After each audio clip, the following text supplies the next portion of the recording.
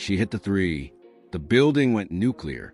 For 1 second, one single, electric second. It felt like the whole story was about to flip, and then it didn't. Caitlin Clark put up 20 points, 7 assists, a shot so clean it looked like a movie, and Indiana still walked off their own home floor with a loss. A 3-point loss. A loss that could have been stopped, literally, by one play going differently. NCAA superstar Caitlin Clark is ready to take her game to the next level as a WNBA rookie. Every WNBA group chat, every comment section, every sports radio segment since the final buzzer. Was this game actually as close as the scoreboard says? Or was something broken the whole time, and nobody wanted to admit it? By the end of this video, you'll know exactly what went wrong, who's really accountable, and why this loss might matter way more than a single game in May should ever matter. Let's get into it. May, Indiana, home court, the Fever faithful packed in, and ready to watch their franchise player do what she does. This was supposed to be the kind of game that reminds everyone why Caitlin Clark changed the entire trajectory of women's basketball. A home win, a highlight reel, a comfortable Wednesday night W that sends the standings in the right direction and keeps the momentum rolling. And honestly, the early signs back that up. Indiana came out moving. Aaliyah Boston, who has quietly become one of the most efficient post players in the entire league, was cooking from the opening tip. She'd finished with 23 points on 64% shooting. That's not a good game. That's a statement game. That's the kind of performance that should have won the night for Indiana without anyone even needing to break a sweat. Kelsey Mitchell was attacking. The crowd was alive. Caitlin was scanning the floor, finding gaps, orchestrating. Everything looked right, but Dallas wasn't reading from the same script. The Wings came in with something to prove, and quietly, without making a ton of noise in the first quarter, they were matching Indiana punch for punch. Quarter one ends 25-27. Close, manageable, nothing to panic about. Then the second quarter happened, and that's where the story gets ugly. Dallas went on an absolute tear in that second quarter. They outscored Indiana 33-26. But it wasn't just the points. It was how they were getting them. Fast breaks, steals, transition buckets that sucked the life out of the home crowd before the arena even had time to react. The Wings finished this game with 25 fast break points. 25. That's not an accident. That's a tactical execution. That's a coaching staff that watched film, identified Indiana's transition defense as a weakness, and spent a whole week building a game plan around exploiting it. And the Fever had no answer. By halftime, Indiana was down 60-51. 9 points. Not catastrophic. But the energy of a 9-point halftime deficit is completely different from the scoreboard of 1. The crowd had shifted. The Fever's body language had shifted. And Caitlin Clark, who had been working hard all half to find a rhythm, was sitting at 2 of 9 from 3. That number, that 2 of 9, that's the number that's going to follow this game around for weeks. Here's the thing about Caitlin Clark that casual fans sometimes miss. Her value isn't just in the scoring. It's in the gravity. When she's on, when she's hitting from deep, when defenders have to respect her range, she opens up everything for everyone around her. Boston gets easier post touches. Mitchell gets cleaner driving lanes. The whole offense breathes differently. When she's cold from 3, defenses shift. They dare her to drive. The spacing collapses. And suddenly Indiana's offense, which is built around her ability to stretch the floor, starts to feel claustrophobic. That was the second quarter in a single paragraph. You ever watch a game where you know the ending? You've already seen the final score, and you still find yourself believing the comeback is real? That's what Indiana's third quarter did to every single Fever fan watching. It was that good, and it made the ending hurt that much worse. Coming out of halftime down 9, Indiana had a choice. Tighten up, play scared, let the deficit quietly balloon into something unclimbable by the fourth. They didn't do that. Caitlin Clark walked back onto that floor like she had a personal problem with the scoreboard. And the first few possessions of the third quarter told you everything about what kind of competitor she is. She wasn't forcing shots. She wasn't trying to hero ball her way back into the game.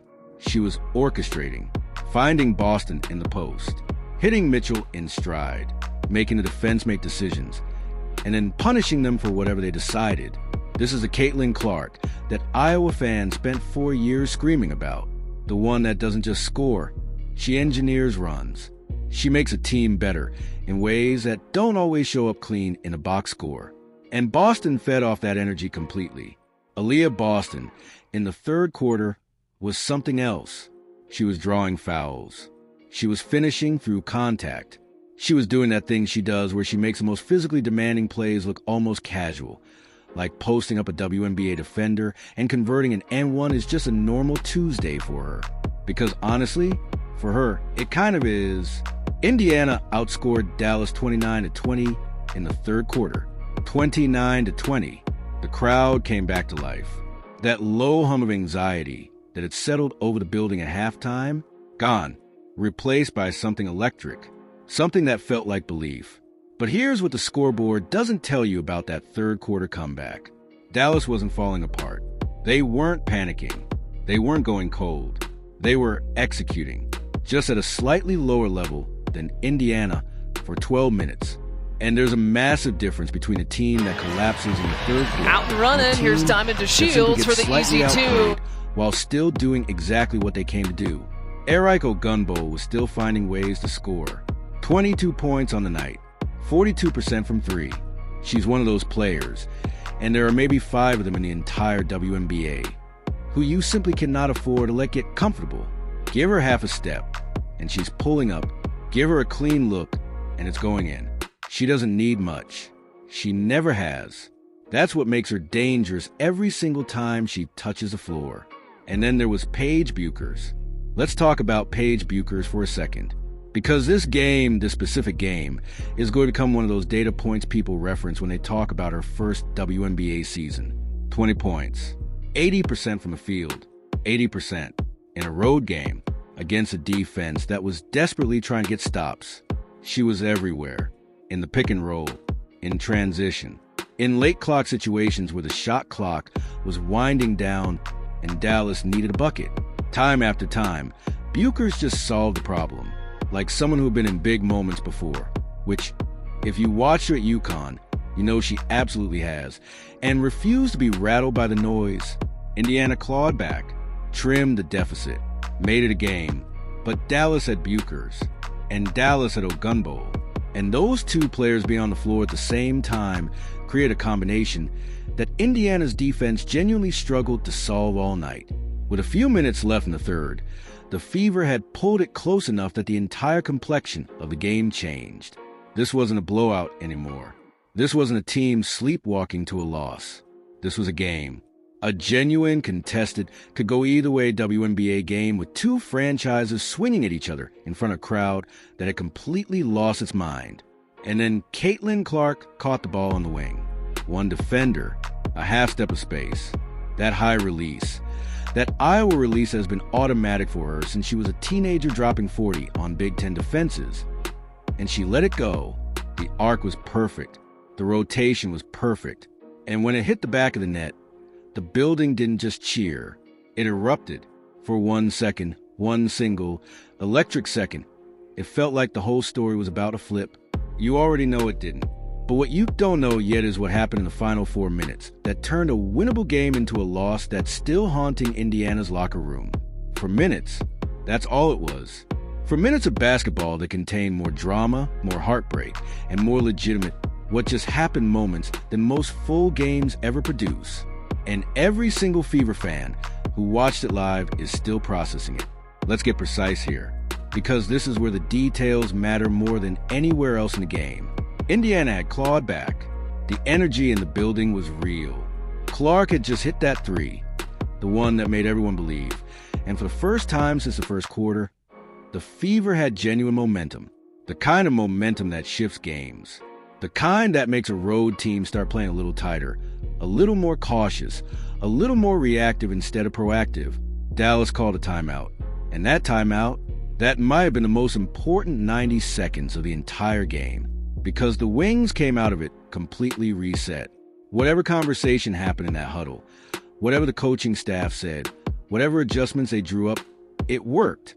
Immediately, on the very next possession, Dallas pushed the pace, got into the lane, drew foul, 2 free throws, both good, Just like that, the momentum Clark had built with that three, the crowd energy, the belief, the feeling that Indiana was going to pull this off, started to leak out of the building like air from a slow tire. You couldn't pinpoint the exact moment it was gone, but it was going. And then came the turnovers. Caitlin Clark finished this game with 5 turnovers. 5. Now, let's be fair about this, because the internet is not being fair about this, and that matters. 5 turnovers for a lead guard who handles the ball as much as Clark does, who initiates almost every half-court possession, who is the primary ball handler in pick and roll, who quarterbacks a significant portion of Indiana's offense. 5 turnovers in a high-pressure game is not automatically a catastrophe. Some of those turnovers were the result of Clark doing exactly what you want your best player to do, taking risks, making aggressive reads, trying to thread passes into tight windows because of potential reward, an easy bucket, a broken defense, a momentum swing, was worth the risk. But 2 of those turnovers in the final 4 minutes, those were different. One came off a rush decision in the pick and roll, when Clark had an extra half second she didn't use. One came off an offensive foul, her third of the night, where she initiated contact going into the lane, and the referee made a call that, honestly, most people watching would say was correct. 3 offensive fouls in one game, in a 3-point loss.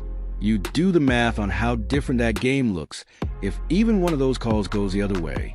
If one of those offensive fouls becomes a trip to the free throw line instead of a turnover. If Indiana gets 2 points instead of losing possession. In a game decided by 3 points, that single swing is the difference between a loss and a win. That's why fans are furious.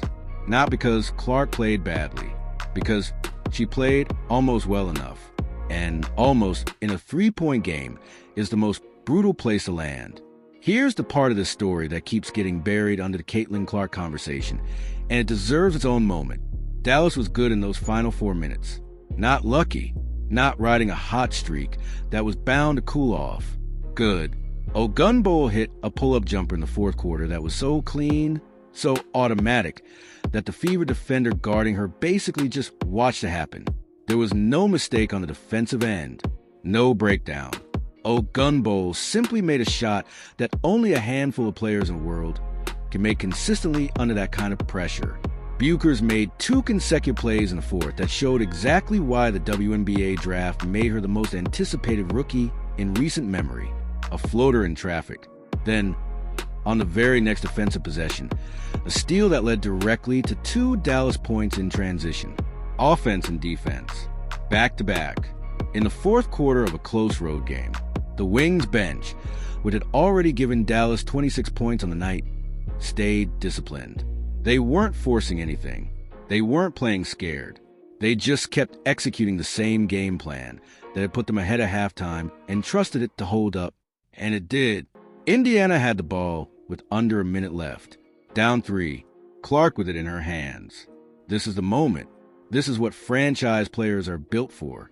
This is the exact scenario that every great player in basketball history has had to face at some point. The ball in your hands. The season potentially on the line. One possession to make something happen. The crowd was standing. Every single person in that building on their feet.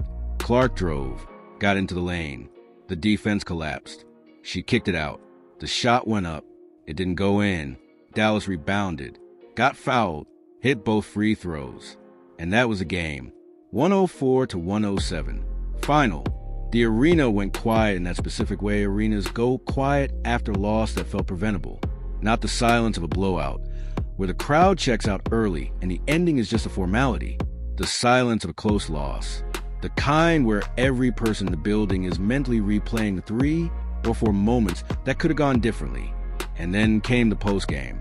And that's when the internet truly caught fire. Most athletes, after a tough loss, say the same things. We'll watch the film. We'll get better. Credit to the other team. Caitlin Clark did not say those things. And the moment her post-game comments hit social media, the entire WNBA world stopped scrolling and started arguing. There's a version of this post-game press conference that goes quietly.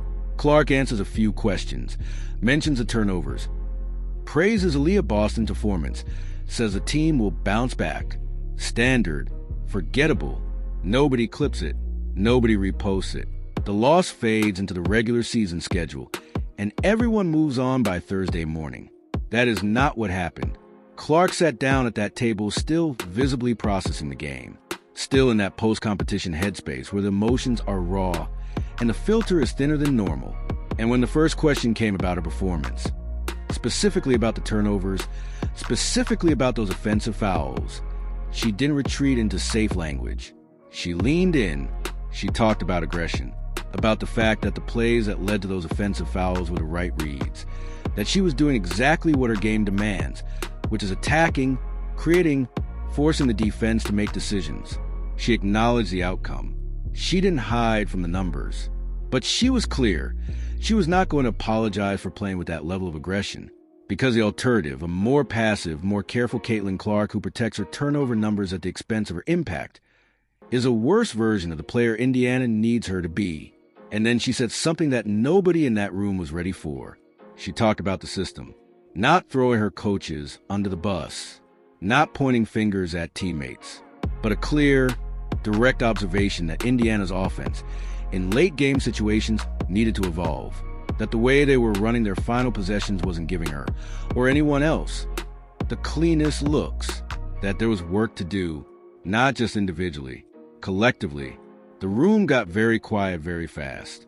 Within 20 minutes of that press conference ending, the clips were everywhere, and the reaction split almost perfectly in half. Half the internet heard a franchise player being accountable and honest, a rare combination that most stars at her level never actually deliver.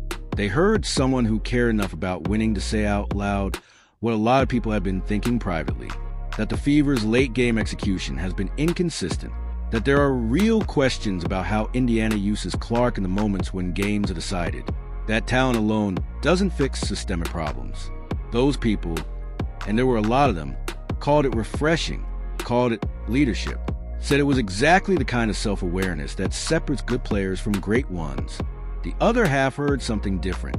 They heard a player who, in their view, was deflecting, who had 5 turnovers and 3 offensive fouls in a 3-point loss, and was pivoting to a conversation about systems instead of sitting fully in her own accountability. They pointed to the box score. They pointed to that 2 of 9 from 3. And they asked a question that's been circling Clark since her rookie season first started generating real scrutiny. Is the ceiling on this Fever team actually lower than we think? And is Clark part of the reason why? That question, that specific question, ignited a debate that went way beyond one post-game press conference. Here's where we have to zoom out, because this conversation doesn't happen in a vacuum. Caitlin Clark came into the WNBA as the most hyped rookie in the history of the league. And that's not an exaggeration. That's a documented, measurable fact. Attendance records, viewership records, jersey sales, television ratings, the metrics that the league had been fighting for decades to move. Clark moved them almost overnight. The pressure that comes with that, it's unlike anything any other player in WNBA history has had to carry into their second season. Even the genuinely great ones, Diana Taurasi coming out of UConn, Breanna Stewart arriving in Seattle, Aya Wilson becoming the face of Las Vegas. None of them arrived with a specific combination of mainstream media attention, casual fan investment, and intense scrutiny that follows Clark everywhere she goes. And when she loses a close game and says something real in a press conference, it becomes a moment, a culture moment, not just a sports moment. ESPN runs it. Sports talk radio debates it. Basketball Twitter, which has very strong opinions about Clark in both directions, spends 48 hours arguing about what she meant, what she should have said, and what it says about the Fever's future. But buried underneath all of that noise is the actual basketball question, the one that matters more than any press conference clip. Can Indiana build a team around Caitlin Clark that actually wins? Because here's what this loss actually revealed, and it goes deeper than turnovers and missed threes. Indiana has a late-game execution problem. It showed up in this game. It's shown up in other games. And it's the kind of problem that talent can mask for stretches, but cannot permanently solve. Boston is elite. Mitchell is dangerous. The pieces around Clark are genuinely good. But the structure of how Indiana closes games, the play design, the clock management, the decision-making in the final 2 minutes, has been inconsistent in ways that keep costing them winnable games.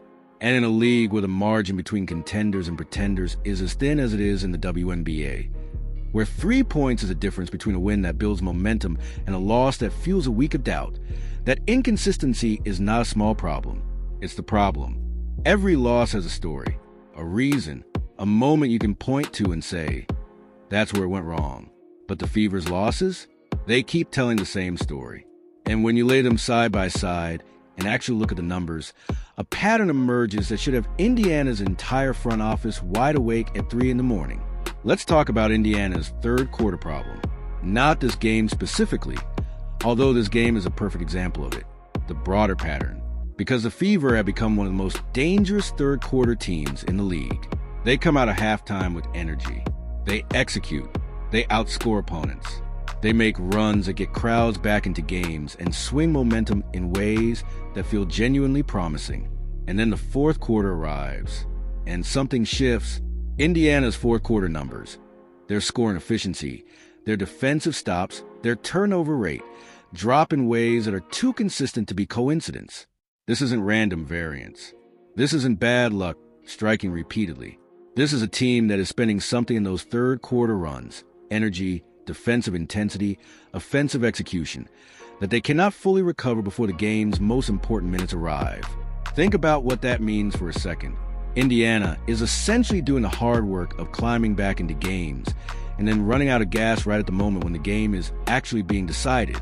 That's a conditioning issue, or a rotation issue, or a system issue where the style of basketball Indiana plays in comeback mode is fundamentally unsustainable over 36 minutes. Possibly all three simultaneously. And here's the number that makes this impossible to ignore. In close games, games decided by 5 points or fewer, Indiana's record is not what a team with their talent level should be producing. That gap between talent and results, that's where the real conversation about this franchise needs to happen. Which brings us to something that Fever fans have been debating in the comments, on podcasts, in group chats since the season started. The rotation. Specifically, how Indiana manages Caitlin Clark's minutes in relation to the rest of the roster's rhythm. Because Clark is the engine. She touches the ball more than anyone. She initiates more possessions than anyone. The offense runs through her in a way that is genuinely unique in the current WNBA landscape.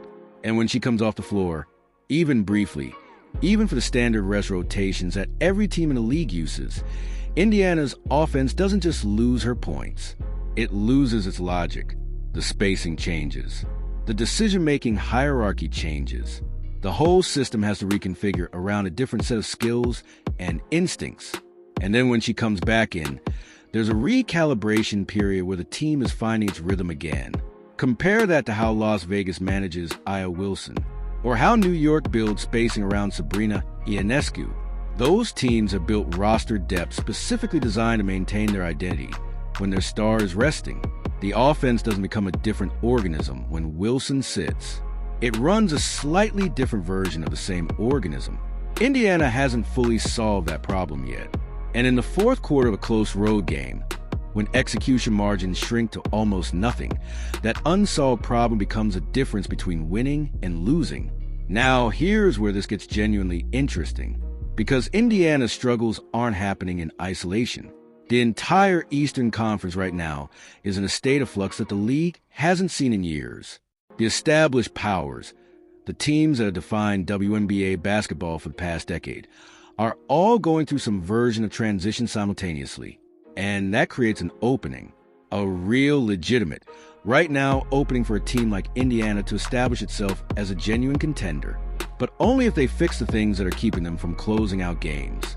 Because the Western Conference is not waiting. Las Vegas, even in their rebuilding phase, still has Aya Wilson, who is playing at a level that honestly defies easy description, a player so fundamentally complete that she makes every team she faces confront questions about their defensive scheme before the game even starts. Seattle is retooling, but retooling with purpose. The Aces dynasty window may have passed its peak, but the culture they built, that championship DNA that produced back-to-back titles, doesn't just evaporate overnight. And Phoenix right now is a team that everyone is sleeping on and probably shouldn't be. Indiana has the talent to compete with all of them. Clark, Boston, Mitchell, that's a legitimate core. That's a foundation that franchises spend years trying to build. But talent without execution just produces close losses. And close losses that pile up have a way of becoming something more dangerous than just a bad record. They become a narrative. And narratives in professional sports, especially narratives attached to the league's most visible player, take on a life completely separate from the actual basketball. They shape how opponents prepare. They shape how officials see situations. They shape how teammates feel in pressure moments. They shape how a franchise is perceived when free agency conversations start happening. Right now, Indiana is at a fork in the road. Fix the execution problems, the late game structure, the rotation rhythm, the turnover rate in high-leverage situations. And this team has a real ceiling, a final ceiling, the kind that would make this loss a forgotten footnote in a larger story about growth. Don't fix them? And this loss is just the latest chapter in a story about a team that kept finding new ways to lose games it should have won. The next few weeks are going to tell us a lot about which story Indiana is actually in. For seconds, no words, no confrontation, no dramatic gesture, just two players, a handshake line, and a moment so loaded with context, history, and subtext that the internet spent the next 48 hours trying to decode exactly what it meant. Here's what happened. After the final buzzer, both teams went through the standard post-game handshake line. Players crossing paths, tapping hands, exchanging the kind of brief acknowledgments that happen after every professional basketball game. Routine, unremarkable, something that passes without notice in the overwhelming majority of games. But when Clark and Paige Bueckers reached each other in that line, two players who have been connected by narrative since their college careers created one of the most compelling prospect comparisons in recent women's basketball history. Something happened that wasn't routine. It wasn't hostile. Let's be completely clear about that. There was no incident, no confrontation, nothing that any reasonable person watching could describe as a problem. But the energy of that 4-second exchange, the body language, the way it was brief in a specific way that felt different from the other exchanges happening around it, the way both players moved on quickly, not rudely, but definitively, people noticed. And once people noticed, they started projecting, which is where things got genuinely complicated. Because here's the context that makes those 4 seconds mean something beyond just two tired athletes at the end of a hard game. Clark and Paige Bueckers represent the two most significant women's basketball stories of the past 3 years. And those stories have been running on parallel tracks that occasionally intersect in ways that create friction. Not personal friction necessarily, but narrative friction. The kind created when two exceptional players exist in a media landscape that constantly wants to make everything a competition, a comparison, a hierarchy. Clark's Iowa run, Bueckers' UConn legacy. Both programs, both players, both fan bases with strong opinions about which story mattered more, which player was better, which arrival in the WNBA was going to prove what about women's basketball and its future. And now they're both in the league simultaneously, which means every time their teams meet, that entire history comes with them onto the floor. Bueckers had just dropped 20 points on 80% shooting in a road win against the league's most talked about player on the league's most watched team. By any measure, any basketball measure, that was a statement game. The kind of performance that earns respect from everyone in the building, including the people on the losing side.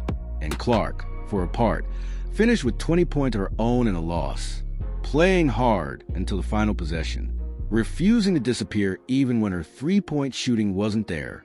Both players left everything on the floor. So why did 4 seconds in a handshake line become the thing everyone wanted to talk about? Because it touched something real about the WNBA's current cultural moment. This league, right now, in this specific season, is carrying more weight than any version of it before. The viewership numbers, the attendance figures, the sponsorship deals, the mainstream media coverage that used to be a footnote and is now a conversation. All of it arrived simultaneously, built largely on the foundation of the Clark phenomenon, but extending now to encompass the whole league in ways that are genuinely historic. And with that weight comes scrutiny. The kind of scrutiny that turns a 4-second handshake into a viral clip, that reads subtext into body language, that builds narratives about player relationships based on moments that, in any other era of WNBA history, would have been watched by a fraction of the audience and forgotten by morning. Players like Io Wilson and Breanna Stewart, veterans who have watched this league grow through its quieter years, who fought for every inch of the platform that now exists, have talked about this dynamic openly, the blessing and the burden of the spotlight arriving all at once.